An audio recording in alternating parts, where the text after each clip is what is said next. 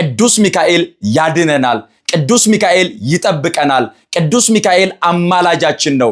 ቅዱስ ሚካኤል ሁል ጊዜ ከኛ ጋር ሆኖ መውጣት መግባታችንን መዋል ማደራችንን ሁለንተናችንን ይጠብቃል የምንለው መጽሐፍ ቅዱስን መሰረት አድርገን ነው።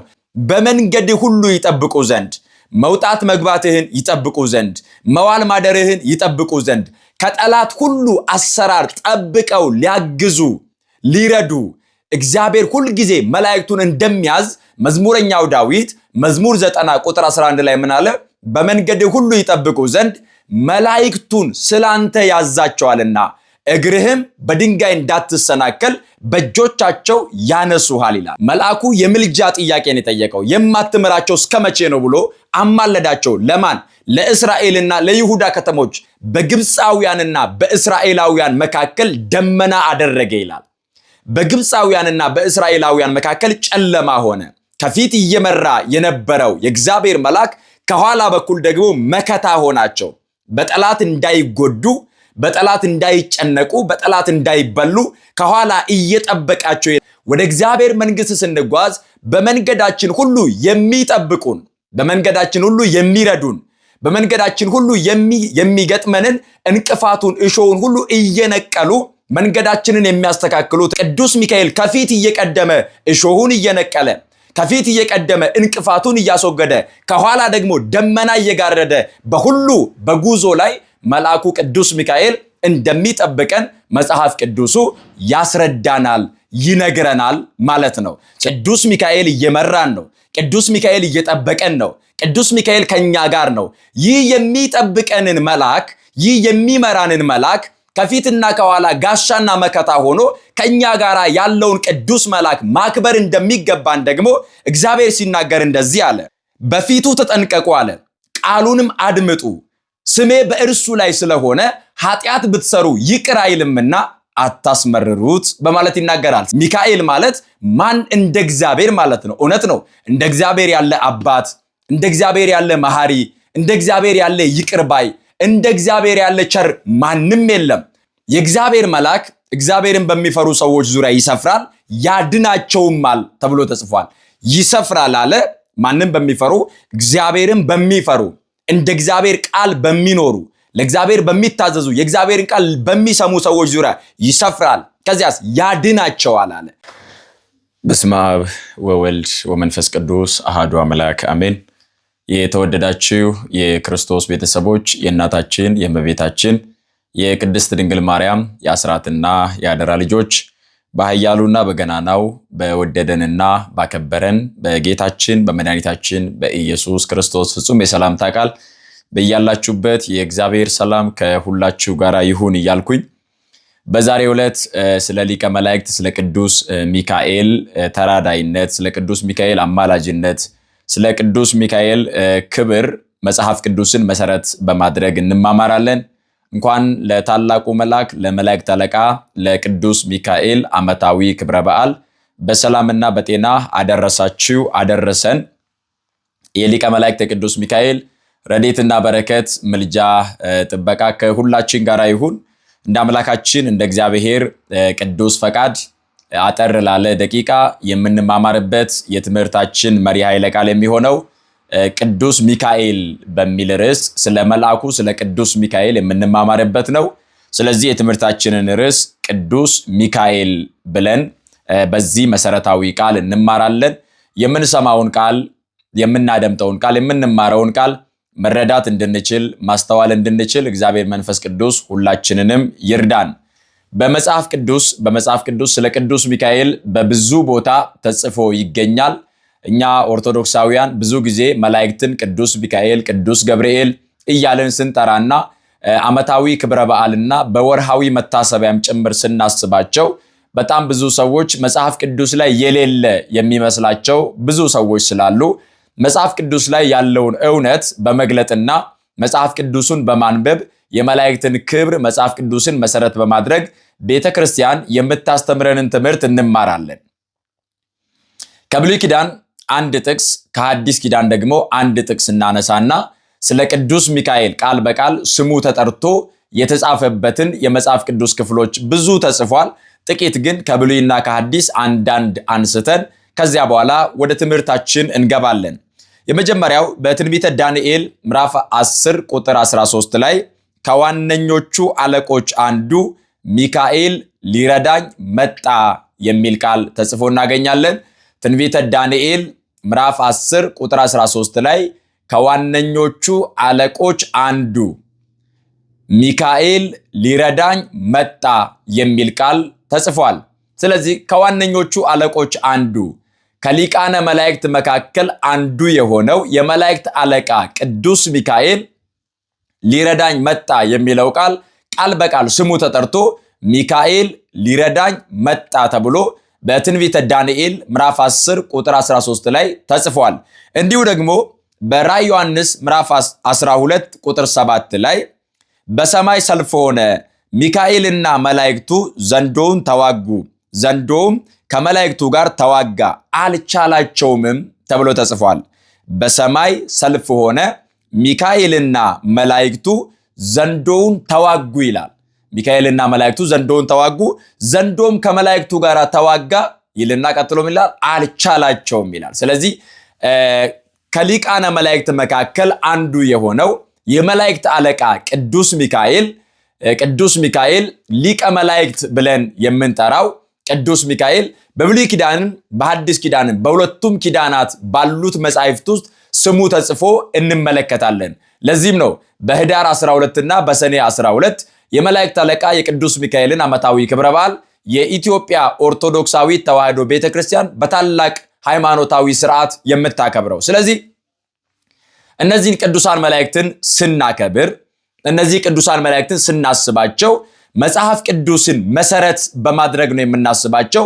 ቅዱስ ሚካኤልን ስናከብር፣ ቅዱስ ሚካኤልን ስናስብ፣ ስለ ቅዱስ ሚካኤል ስንናገር በጥንቃቄ እንድንረዳ ሶስት መሰረታዊ ጉዳዮችን በዚህ ትምህርታችን ውስጥ እናነሳዋለን። የመጀመሪያው ቅዱስ ሚካኤል ይጠብቀናል የሚለው ነው። ቅዱስ ሚካኤል ይጠብቀናል የሚለው ስለ መላእክት ጥበቃ የሚናገር መጽሐፍ ቅዱስ ስለ መላእክት መጠበቅ፣ ስለ መላእክት ጥበቃ፣ መላእክት እኛን የእግዚአብሔርን ልጆችን እንዴት አድርገው እንደሚጠብቁን መጽሐፍ ቅዱስ የሚነግረንን በዚህ ነጥብ ውስጥ በስፋት እንመለከተዋለን።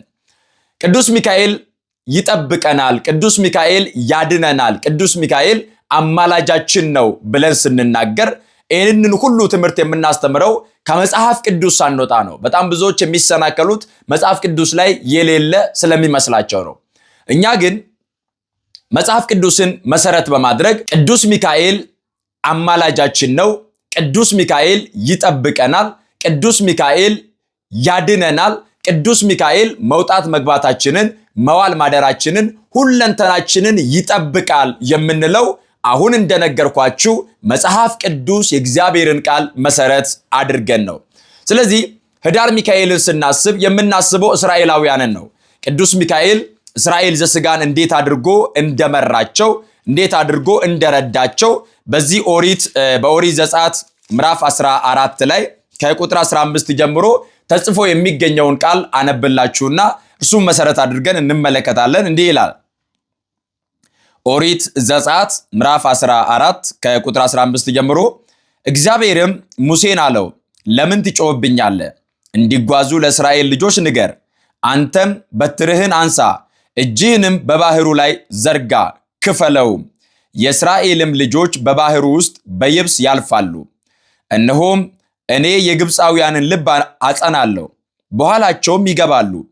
በፈርዖንና በሰራዊቱም ሁሉ በሰረገሎቹም በፈረሰኞቹም ላይ ክብር አገኛለሁ።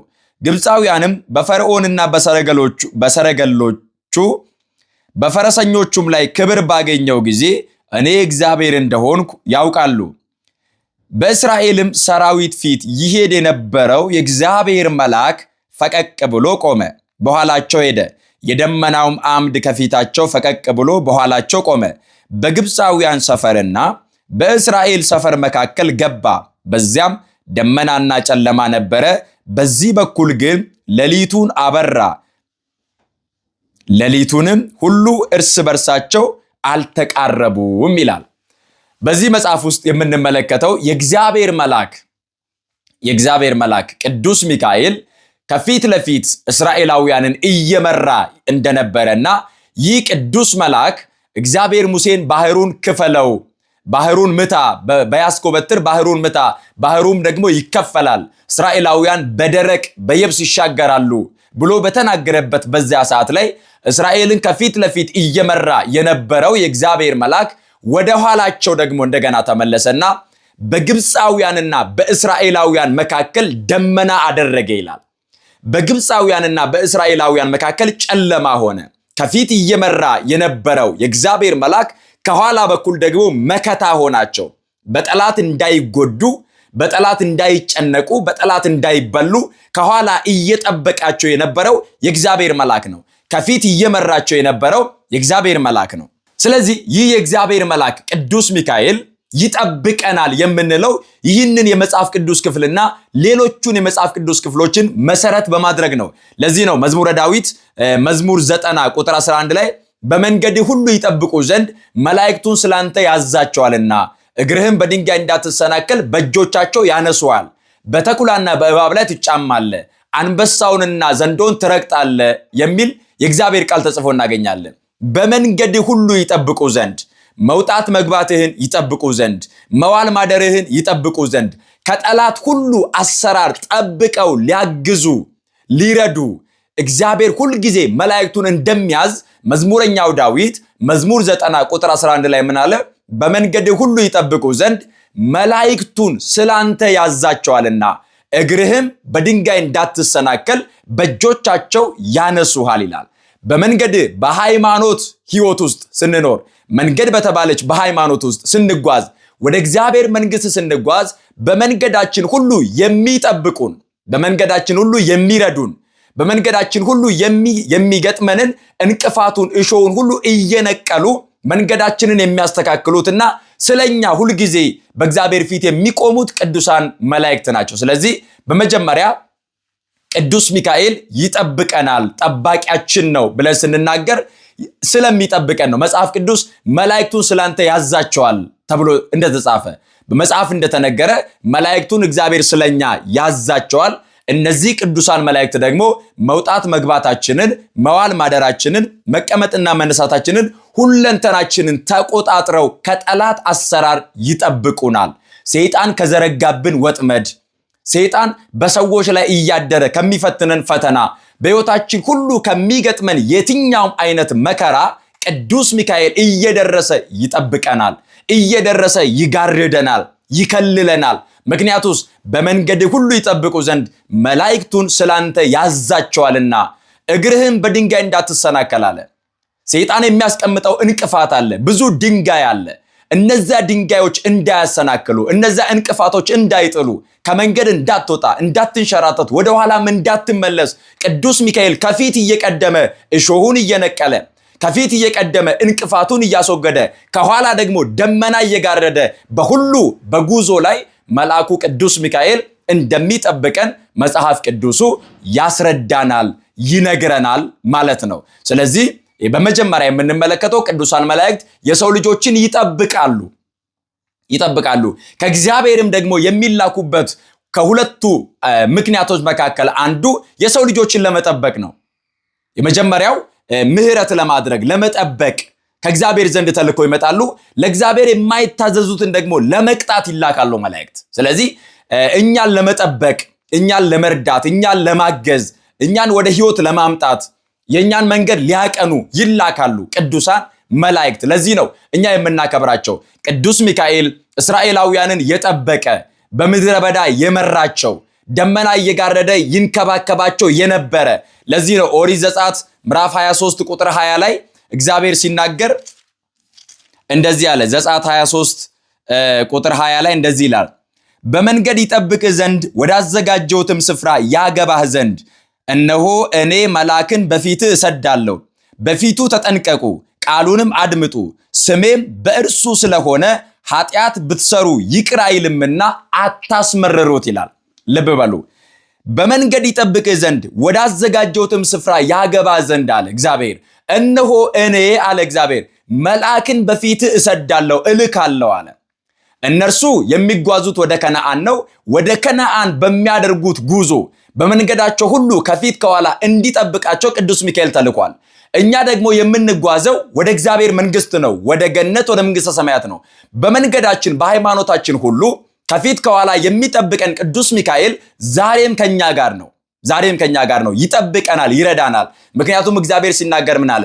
በመንገድ ሁሉ ይጠብቁ ዘንድ ወደ ተዘጋጀላችሁም ስፍራ ጌታችን ኢየሱስ ክርስቶስ የዮሐንስ ወንጌል ምዕራፍ 14 ላይ ስፍራን አዘጋጅላችሁ ዘንድ እሄዳለሁ በማለት እንደተናገረው ኢየሱስ ክርስቶስ ወዳዘጋጀልን ስፍራ እንድንገባ የሚጠብቁን ቅዱሳን መላእክት እንደሆኑ መጽሐፉ ያስረዳናል ማለት ነው። ስለዚህ በመንገድ ይጠብቅ ዘንድ ወዳዘጋጀውትም ስፍራ ያገባ ዘንድ መልአኬን በፊት እሰዳለሁ። ስለዚህ መልአኩ በፊት ለፊታችን አለ። ቅዱስ ሚካኤል እየመራን ነው። ቅዱስ ሚካኤል እየጠበቀን ነው። ቅዱስ ሚካኤል ከኛ ጋር ነው። ይህ የሚጠብቀንን መልአክ፣ ይህ የሚመራንን መልአክ ከፊትና ከኋላ ጋሻና መከታ ሆኖ ከኛ ጋር ያለውን ቅዱስ መልአክ ማክበር እንደሚገባን ደግሞ እግዚአብሔር ሲናገር እንደዚህ አለ። በፊቱ ተጠንቀቁ አለ፣ ቃሉንም አድምጡ፣ ስሜ በእርሱ ላይ ስለሆነ ኃጢአት ብትሰሩ ይቅር አይልምና አታስመርሩት በማለት ይናገራል። ስለዚህ በፊቱ ተጠንቀቁ አለ፣ ስሜም በእርሱ ላይ ስለሆነ። ይሄ ማለት ምን ማለት ነው? የመላእክት ስም የእግዚአብሔርን ስም የሚናገር ነው። ሚካኤል ማለት ማን እንደ እግዚአብሔር ማለት ነው። እውነት ነው። እንደ እግዚአብሔር ያለ አባት፣ እንደ እግዚአብሔር ያለ መሐሪ፣ እንደ እግዚአብሔር ያለ ይቅር ባይ፣ እንደ እግዚአብሔር ያለ ቸር ማንም የለም። ለዚህ ነው ሙሴ በመጨረሻው ሰዓት ሲናገር ምን አለ? ይሹሩን ሆይ አለ በደመና ላይ ለረድኤት እያለ እያስረዳ ይመጣና እንደ እግዚአብሔር ያለ ማንም የለም አለ። እንደ እግዚአብሔር ያለ ማንም የለም።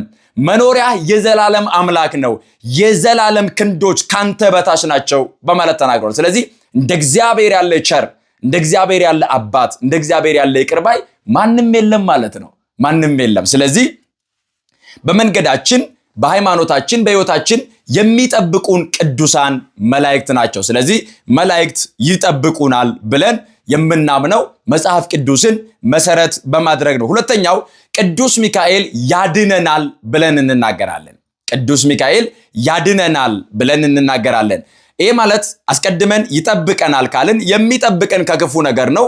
ከክፉ ነገር እያዳነን ነው ማለት ነው። እኛ መላእክት ያድኑናል ብለን ስንናገር ይሄኛውን መዳን ከዘላለማዊው ከነገረ ክርስቶስና ከነገረ ድህነት ጋር እያገናኙ የሚናገሩ ሰዎች አሉ። ክርስቶስ የሰጠን መዳን፣ እርሱ ያዘጋጀልን ስፍራና ክርስቶስ ካዳነን ከዘላለም ሞት ያዳነን እርሱ ነው። ከእርሱ በቀር ማንም የለም። ምክንያቱም ስጋውን ቆርሶ ደሙን አፍስሶ ከዘላለም ሞት ክርስቶስ አድኖናል። ስለዚህ የክርስቶስ የማዳን ስራና ቅዱሳን መላእክት ያድናሉ ተብሎ መጽሐፍ ቅዱስ ላይ የተጻፈው ነገር የተለያየ ነው ማለት ነው። የተለያየ ነው፣ አይገናኝም። በዚህኛው ግን መጽሐፍ እንደሚናገር የእግዚአብሔር መልአክ እግዚአብሔርን በሚፈሩ ሰዎች ዙሪያ ይሰፍራል ያድናቸውማል ተብሎ ተጽፏል። ይሰፍራል አለ ማንም በሚፈሩ እግዚአብሔርን በሚፈሩ እንደ እግዚአብሔር ቃል በሚኖሩ ለእግዚአብሔር በሚታዘዙ የእግዚአብሔርን ቃል በሚሰሙ ሰዎች ዙሪያ ይሰፍራል። ከዚያስ ያድናቸዋል አለ። ይሰፍራል፣ ይጠብቃቸዋል፣ ሊጠብቃቸው ይሰፍራል በዙሪያቸው። አዎ እኛ መላእክት ከፊት ከኋላ እየጠበቁን ነው የምንኖረው። መላእክት ከኛ ጋር ናቸው። ስለዚህ የእግዚአብሔር መልአክ እግዚአብሔርን በሚፈሩ ሰዎች ዙሪያ ይሰፍራል ካለ በኋላ ደግሞ ያድናቸዋል ይላል። ያድናቸዋል። ከዚህ የተነሳ ነው እኛ ቅዱስ ሚካኤል ያድነናል፣ ቅዱስ ሚካኤል ይጠብቀናል፣ ቅዱስ ሚካኤል አማላጃችን ነው። ቅዱስ ሚካኤል ሁልጊዜ ከኛ ጋር ሆኖ መውጣት መግባታችንን፣ መዋል ማደራችንን፣ ሁለንተናችንን ይጠብቃል የምንለው መጽሐፍ ቅዱስን መሰረት አድርገን ነው። ከዚህም ባሻገር ደግሞ ዕብራውያን ምዕራፍ 1 ቁጥር 14 ላይ እንደተጻፈው ሁሉ መዳንን ይወርሱ ዘንድ ለማገዝ የሚላኩ መናፍስት አይደሉምን በማለት የዕብራውያን ጸሐፊ ቅዱስ ጳውሎስ እንደተናገረው ሁላችን መዳንን እንድንወርስ ኦሪት ዘጸአት ምዕራፍ 23 ቁጥር 20 እና ዕብራውያን ምዕራፍ 1 ቁጥር 14ን ብትመለከቱ ሁለቱ የሚያያዝ ቃል ነው። ሁለቱም በሚስጥር አንድ የሆነ ቃል ነው። ዘጸአት 23 20 ላይ እስራኤላውያን ከነዓንን እንዲወርሱ መልአክ በፊታቸው እንደሄደና እየጠበቃቸው እንደሆነ ይናገራል። ከክፉ ነገር ሁሉ እያዳናቸው እንደሆነ። ዕብራውያን ምዕራፍ 1 ቁጥር 14 ላይ ደግሞ ሁላችን መዳንን እንድንወርስ ክርስቶስ ያዘጋጀልንን የዘላለም ዕረፍትና ሕይወት የዘላለም መዳን እንድናገኝ ቅዱሳን መላእክት ለዚህ መዳን እየጠበቁን ነው። ለዚህ መዳን እያገዙን ነው። ለዚህ መዳን እኛን ወደዚህ ዕረፍትና ሕይወት እየመለሱን ነው ማለት ነው። ሁላችን የዘላለም ዕረፍትና መዳን እንድናገኝ ከክፉ ነገር እያዳኑ ወደ እውነተኛው ወደ ዘላለማዊው መዳን እያመጡን ይገኛሉ። ስለዚህ መላእክት ያድኑናል ብለን መጽሐፍ ቅዱስን መሰረት አድርገን እንናገራለን። ሌላው ከዚህ ጋር ተያይዞ መላእክት እንዴት ከክፉ ነገር እንደሚያድኑ እንዴት ከክፉ ነገር እንደሚጠብቁ የቅዱስ ጴጥሮስን ሕይወት መመልከት ተገቢ ነው። የሐዋርያት ሥራ ምዕራፍ 12 ቁጥር 7 ጀምሮ ስንመለከት ቅዱስ ጴጥሮስ ወንጌልን በማገልገሉ ቅዱስ ጴጥሮስ የእግዚአብሔርን ወንጌል የመንግስቱ ወንጌል ለትውልድ በመስበኩ ምክንያት ወደ እስር ቤት እንደገባ እጆቹና እግሮቹ በበረት ሰንሰለት ታስሮ እስር ቤት እንደተወረወረ ሁላችን የምናውቀው ታሪክ ነው። ይህ የሐዋርያት አለቃ የሆነ ቅዱስ ጴጥሮስ እስር ቤት ከገባ በኋላ ግን የሐዋርያት ሥራ ምዕራፍ 12 ቁጥር 7 ላይ የጌታ መልአክ ቀረበ ይላል። ወደ ሁላችንም ሕይወት ቅዱስ ሚካኤል ይቅረብልን። የጌታ መልአክ ቀረበ ይልና ያ ጨለማ የነበረው ቤት ከመልአኩ ክብር የተነሳ በብርሃን ተሞላ። ራዕየ ዮሐንስ ምዕራፍ 18 ቁጥር 1 ላይ ታላቅ ስልጣን ያለው የእግዚአብሔር መልአክ ከሰማይ ሲወርድ አየው፣ ከመልአኩ ክብር የተነሳ ምድር በራች ተብሎ እንደተጻፈ ልክ እንደዚያው የሐዋርያት ሥራ ምዕራፍ 12 ቁጥር 7 ላይ ደግሞ ቅዱስ ጴጥሮስ በእስር ቤት ውስጥ በጨለማ ውስጥ ተጥሎ ሳለ የእግዚአብሔር መልአክ መጣ፣ ቀረበ። ከቀረበ በኋላ ደግሞ ቤቱ በብርሃን ተሞላ ይላል። ቅዱስ ጴጥሮስ በማግስቱ ሊገደል የነበረውን የእግዚአብሔር መልአክ ቅዱስ ሚካኤል ደረሰና ከዚያ እስር ቤት አወጣው። ተነሳለው፣ ልብስን ልበስ፣ ወገብን ታጠቅ፣ ጫማን አጥልቅ አለው። ከዚያ በኋላ ተከተለኝ አለው። መልአኩ እየመራ ቅዱስ ጴጥሮስ እየተከተለ የመጀመሪያውን በር አለፉ፣ ሁለተኛውን አለፉ፣ ሶስተኛውና ወደ ከተማይቱ አደባባይ የሚያወጣው የብረት በር ነበረ። መጽሐፍ ቅዱስ ላይ ምን ይላል? የብረቱ በር አውቆ ተከፈተላቸው ይላል። ልብ በሉ፣ አውቆ ተከፈተላቸው ይላል። ቅዱስ ሚካኤል መልአክ እየመራ ቅዱስ ጴጥሮስ እየተከተለ የእግሮቹንና የእጆቹን ሰንሰለት በጣጥሶለት መልአኩ ከእንቅልፍ አንቅቶት እየጠበቀው እየረዳው ከዚያ በኋላ ከእስር ቤት ካዳነው በኋላ እንደዚህ ያለ ቅዱስ ጴጥሮስም መጀመሪያ በህልም ራእይ የሚያይ መስሎት ነበረ። ወደ ኋላ ላይ ግን መለሳለና ጌታ መልአኩን ልኮ አለ።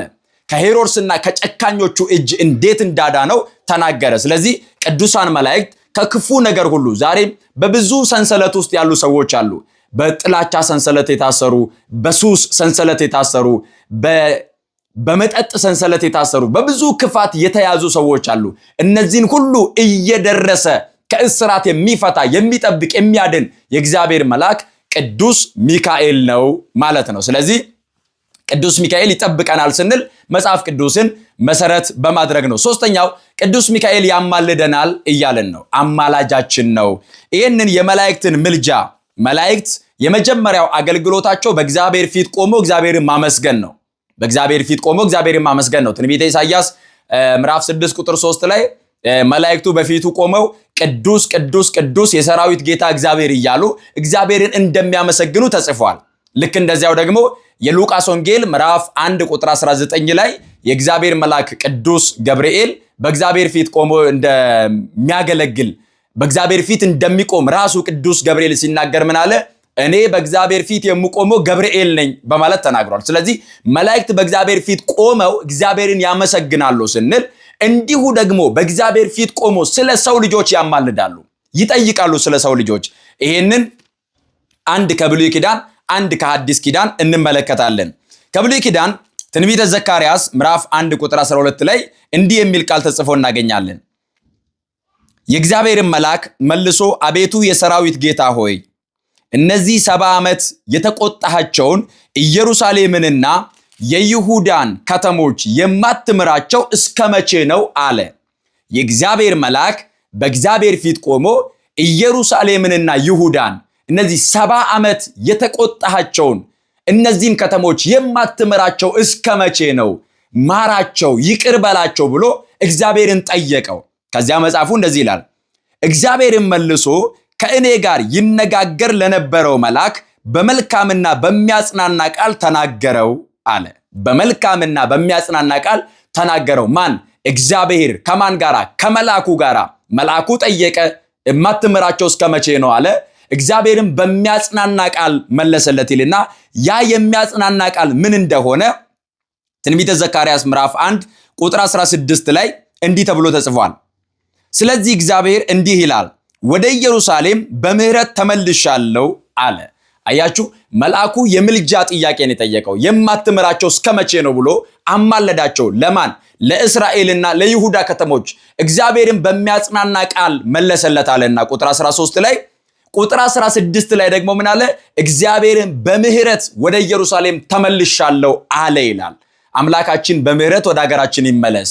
በምህረት አይኖቹ ሁላችንንም ይመልከተን። በምህረት ተመልሻለሁ አለ እግዚአብሔር። ስለዚህ መላእክቱ በእግዚአብሔር ፊት ቆመው ስለ ሁላችንም እባክህን የኢትዮጵያን ሰዎች ማራቸው፣ የዓለምን ሰዎች ማራቸው፣ ክርስቲያኖችን ይቅር በላቸው፣ ጠብቃቸው እያሉ የእግዚአብሔር መላእክት በእግዚአብሔር ፊት ቆመው ስለኛ ይጠይቃሉ፣ ስለኛ ያማልዳሉ፣ ስለኛ ጸሎትን ያቀርባሉ። ማራቸው፣ ይቅር በላቸው ይላሉ። እንዲሁ ደግሞ ጸሎታችንንም ወደ እግዚአብሔር ዘንድ ያሳርጋሉ። ይሄንን ራዕይ ዮሐንስ ምዕራፍ 8 ላይ መመልከት ይቻላል። የዮሐንስ ራዕይ ምዕራፍ 8 ከቁጥር 1 ጀምሮ እንደዚህ ይላል። ሰባተኛውንም ማኅተም በፈታ ጊዜ እኩል ሰዓት የሚያህል ዝምታ በሰማይ ሆነ። በእግዚአብሔርም ፊት የሚቆሙትን ሰባቱን መላእክት አየው። ሰባትም መለከት ተሰጣቸው። ሌላም መልአክ መጣና የወርቅ ጥና ይዞ በመሠዊያው አጠገብ ቆመ። በዙፋኑም ፊት ባለው በወርቅ መሠዊያ ላይ ለቅዱሳን ሁሉ ጸሎት እንዲጨምረው ብዙ ዕጣን ተሰጠው። የዕጣኑም ጢስ ይላል የዕጣኑም ጢስ ከቅዱሳን ጸሎት ጋር ከመልአኩ እጅ በእግዚአብሔር ፊት ወጣ ይላል።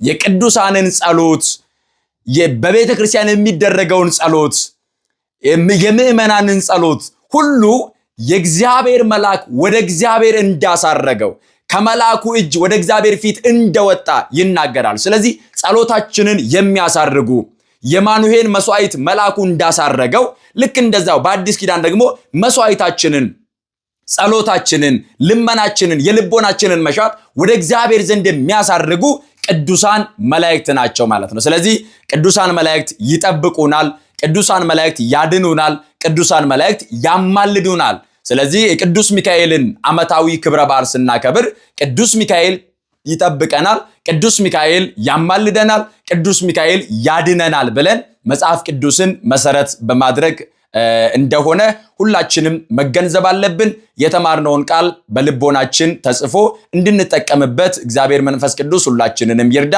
የቅዱስ ሚካኤል ረድኤትና በረከት ከሁላችን ጋር ይሁን። አሜን።